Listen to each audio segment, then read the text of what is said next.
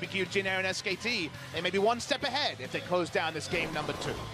We're ready to go, guys. The countdown has started. Game number 2 starts now.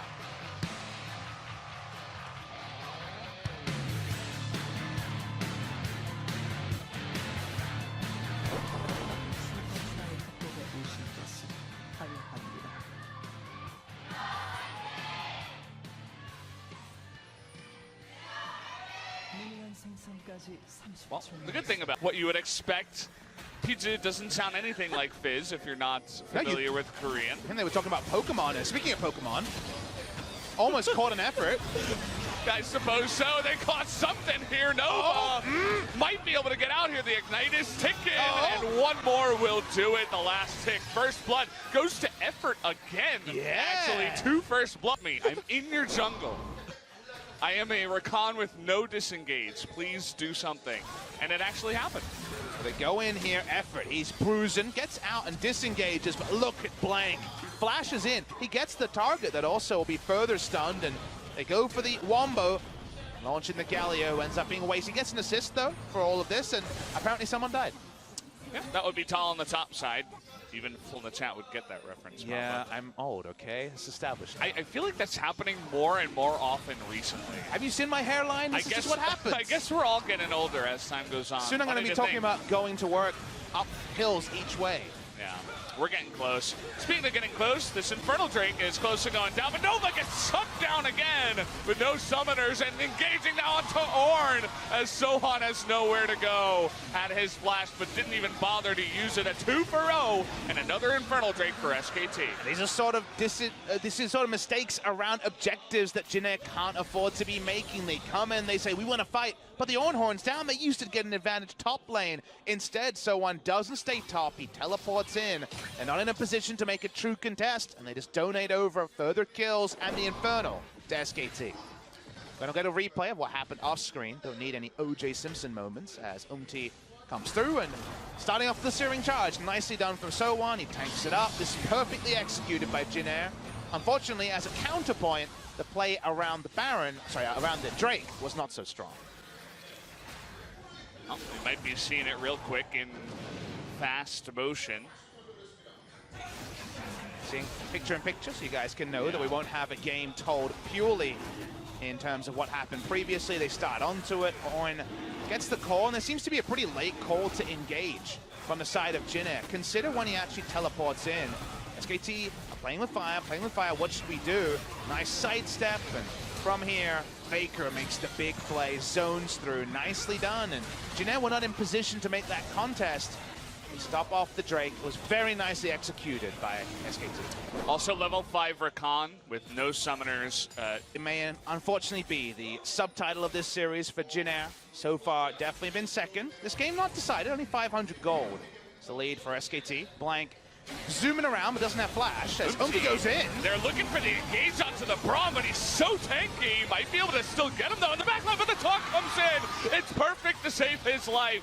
That might be the only one. Faker, though, charging ahead as he is slept up there. Grace trying to carry in and get that damage on the Blank. And Blank, unfortunately, this time around gets a little bit too close to danger. Not able to use his ult, and he does lose his life. Umti living on the edge of madness, but in hindsight, as you watch on, they almost kill the support. They get an exit kill. They were feeling so strong about brawling with Teddy and Grace, finally in position to do consistent damage and not be shut down by someone like the Aatrox.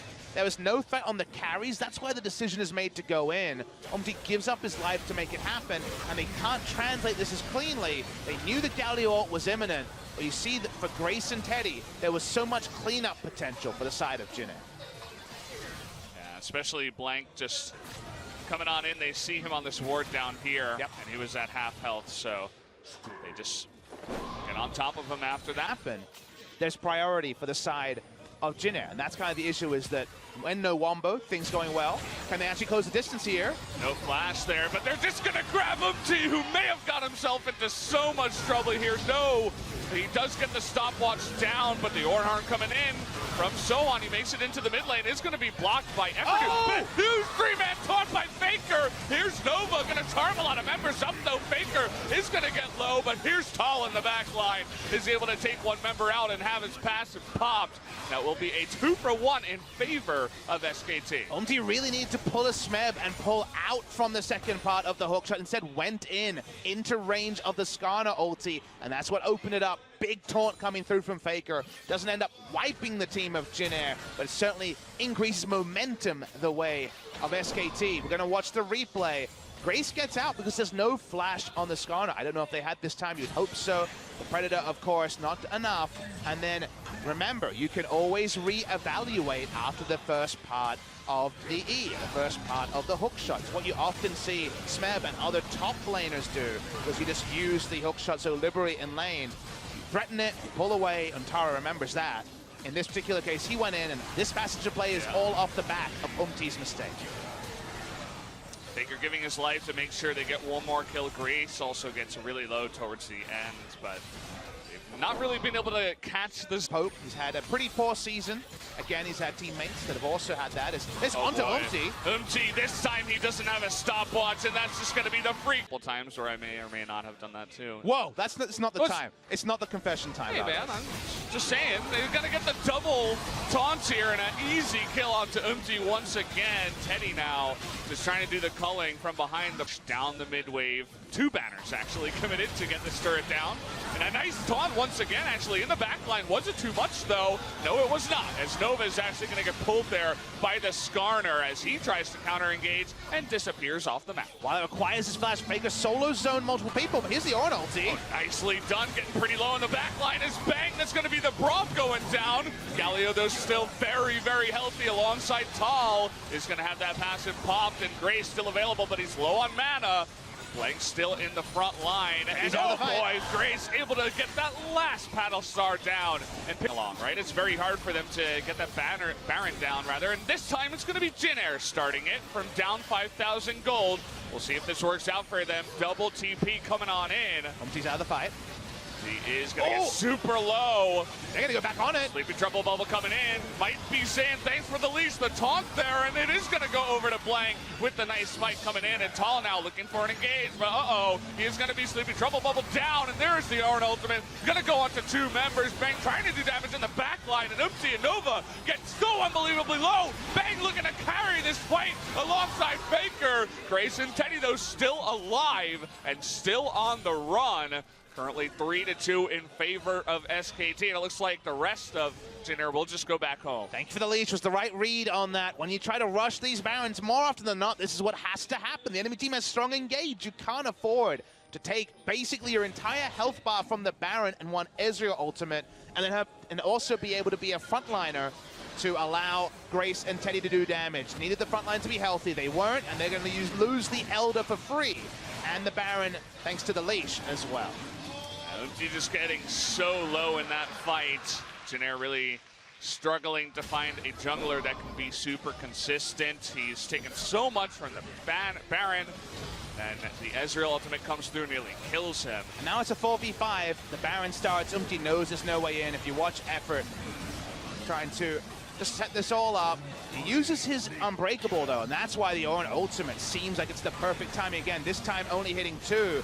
Faker interrupts Nova as he was about to get into the fights. There is no further CC onto the back line. In hindsight, Grace and Teddy was so far back that maybe it wouldn't have mattered. But Grace and Teddy desperate for a front line that doesn't come. Jin Air has some great options. The game goes on. We've seen Bang try to take the shortest route. Speaking of routes, they just want to kill Tal, apparently. Yeah, Tal are going to go in on this one because he can't go out, but 1 versus 3. This is going to take a while, by the way. He also has GA. Oh, never mind. He didn't actually get enough for his Bloodwell. Okay. There you go. GA is popped, but again, that's 4 people actually, not 3 in the top lane. They get 1 member, but this should be the one in. We have 1 meme for today, so I guess we are out of memes. Sorry, guys. Pack up the memes. They're done. Oh boy, not gonna put up the unbreakable effort. Oh, that's not fortunate there. And here we go. Ornhorn is gonna have to be flashed. Here's Empty thinking about engage. They don't want to go too deep for effort. Jumping on him with a dark flight, and they are gonna get onto Empty, who will have his GA popped here. Tall getting low, but not just yet. Nova trying to go in with the quickness now. We still got Teddy and Grace in the back line. Watch Teddy. They're trying to do that damage. Teddy, though, is gonna be jumped on by Tall, and they finally take him out. Grace here still alive, and he is going to chunk down Faker. Trying to get that last auto. Can't quite do it. Trying to carry the fight just by himself on the Zoe. We've seen it happen before.